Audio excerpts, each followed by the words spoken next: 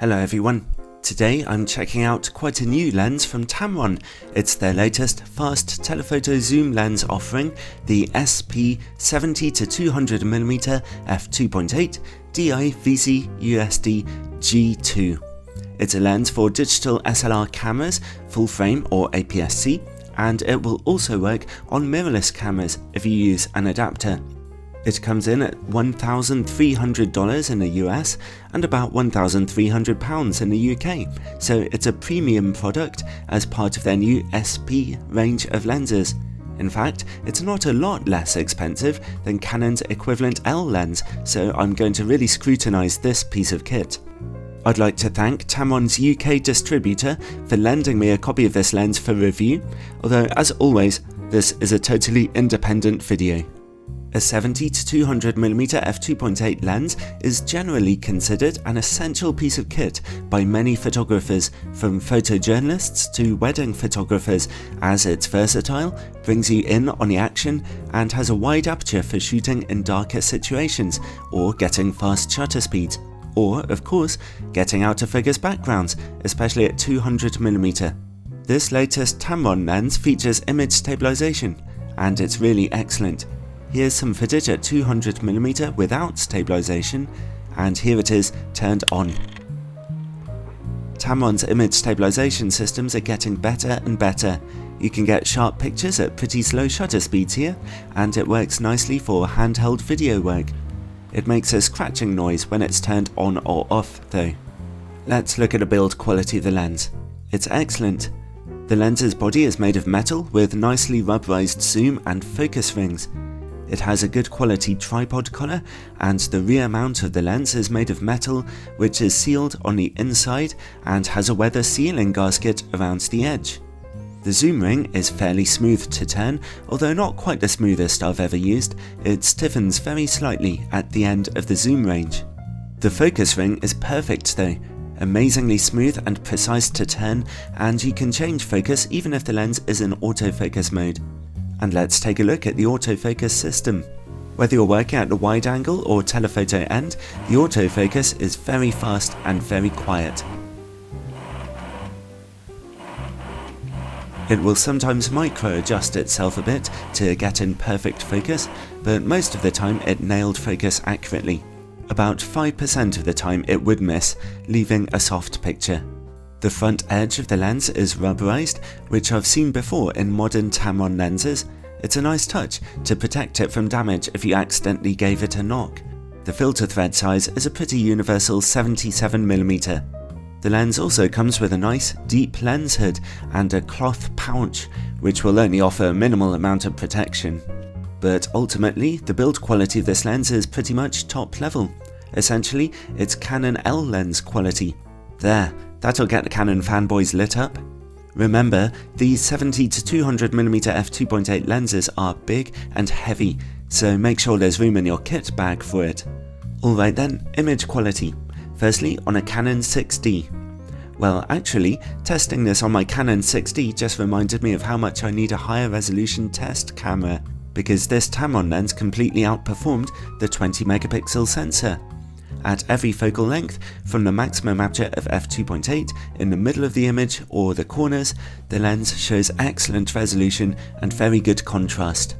Here's 70mm at f2.8 and the corners, and 200mm f2.8 from the corners and back to the middle. It will stay this sharp down to f11 where diffraction is kicking in. There's barely any noticeable chromatic aberration too. So, fantastic. Well done Tamron, 10 out of 10, on a 20-megapixel camera anyway. Alright, let's look at performance on an APS-C camera. I've adapted it onto my 24-megapixel Canon EOS M3. Alright, we see another perfect performance at 70mm from f2.8 and even into the image corners. Zoom in halfway to 135mm, and now in the corners at f2.8 we only see very good sharpness, not quite perfect. Stop down to f4 if you want perfection here in the corners. At 200mm and f2.8 we see a tiny bit more of a reduction in quality. Sharpness at f2.8 is just good here, from the middle into the corners. Well, very good really. However, stop down to f4 for excellent sharpness again, and almost no chromatic aberration. It remains this sharp until about f11. Still, there's no way you could realistically complain. I had to work pretty hard to find anything other than perfect image quality on either my full frame or APS-C camera with this lens. Very nice. Alright, let's see about distortion and vignetting on a full frame camera. They're not a problem on APS-C.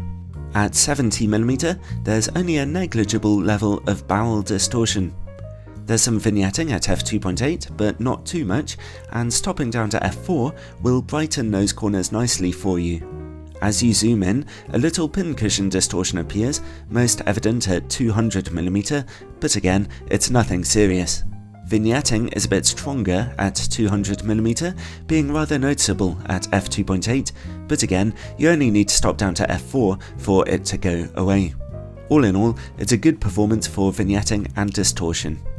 Let's see then about close-up image quality. The lens can focus down to about 90cm, just about close enough for smaller subjects. At f2.8, the lens is a bit softer close-up, but stop down to f4 and you'll see more sharpness, and at f5.6, excellent sharpness. Let's see how the lens works against bright lights. Wide aperture telephoto lenses do not appreciate bright lights as a general rule, but the Tamron G2 works a little bit better than most here. There's definitely some flaring, but contrast holds out well. And finally, bokeh. Lenses like this are great for portrait work and getting your backgrounds thrown out of focus. I found this lens's out-of-focus backgrounds to be quite smooth, although a tiny bit jumbled looking, if that makes sense. Overall, this is one of the most expensive third-party 70-200mm lenses ever released, but the Tamron 70-200 f2.8 G2 is ultimately good value for money because, essentially, it's a Canon L lens in all but name, but for considerably less money. The build quality of the lens and its image quality are both stellar. Tamron's engineering work has improved so much in recent years. If you were to spend a bit more money on a Canon L lens equivalent, then you'll be paying for a slightly more sure and accurate autofocus system, and possibly slightly more sharpness. I haven't tested the latest model. It's up to you which one to choose. Personally, I'd just go for the Tamron lens and spend the £300 difference on something worthwhile. It's a fantastic piece of equipment and it comes highly recommended.